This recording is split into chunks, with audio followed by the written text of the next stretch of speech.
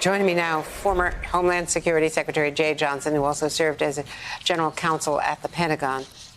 Secretary Johnson, Andrea, thank you very much for being with us.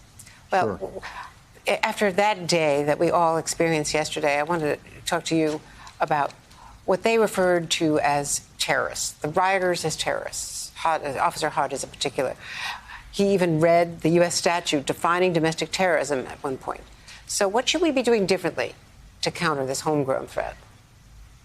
That's a good question. What happened on January 6th almost certainly falls within the definition of terrorism. We broadly define terrorism as an act of mass violence to achieve some sort of political objective through illegal means. My judgment is that what happened on January 6th is the very definition of an insurrection. What should we be doing different? The Department of Homeland Security, my old department, was created in 2002 on the assumption that the threat to our nation was an extraterritorial threat from beyond our borders. And so the thinking in Congress in 2002 was, if you consolidate into one cabinet level department all the different ways one can enter this country, land, sea, and air, and now cyberspace, you've effectively dealt with terrorism. And for the last 20 years, much of that effort has been devoted to degrading ISIS, Al-Qaeda beyond our borders. Now, the principal threat to our nation, the principal terrorist threat to our nation, is domestic-based. DHS, the Anti-Defamation League, and others have been tracking that for years.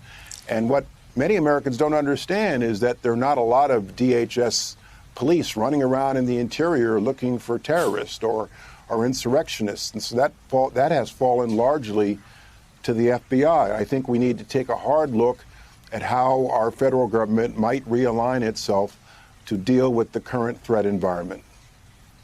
And you mean expanding DHS's mission or expanding FBI's mission, or just to study how the mission needs to be attacked from different directions? I believe that the FBI needs to expand its mission. It needs to refocus its mission, dedicate more resources to domestic extremism. I've heard Director Wray say that he has done so. My guess is that there's probably more to do in this area.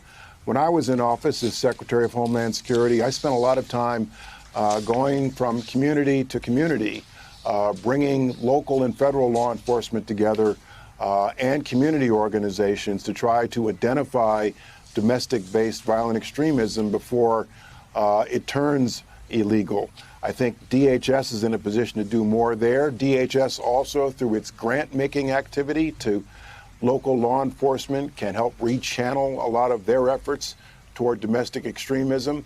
But this is the number one threat in terms of terrorism, domestic extremism right now that we've got to face up to. I was looking forward to Secretary Mayorkas's State of DHS address tomorrow, but as you know, it was postponed. And we'll see exactly how DHS is reframing itself for the future. And we hope to revisit that in coming days as well. Another virulent through line, which is fueling a lot of the terrorism, as we've defined it here, is racism among many of the rioters, most of whom were white, using racial slurs against the black and Latino officers. So listen to what Officer Hodges, who is white, said about this. The crowd was overwhelmingly white males. They didn't say anything especially xenophobic to me, but to my black colleagues and anyone who's not white. And some of them would try to recruit me. One of them came up to me and said, "Are you my brother?" So how serious is the threat of white supremacy among these domestic extremists, and how do you go after it? Andrea, there have been studies done of the demographics of the group that converged on the Capitol on January 6th. They were motivated by, first of all, their support for Donald Trump, but also the so-called Great Replacement, a fear among white America that somehow people of color are replacing them in our country and in our society. And interestingly enough, many of the insurrectionists came from blue states and blue communities, not at all solely red states. And so race is very much a violent motivating factor here. I'm not at all surprised to hear the very ugly testimony that came from the Capitol Police, the Metro Police yesterday, about the attitudes toward law enforcement officers of color on that day.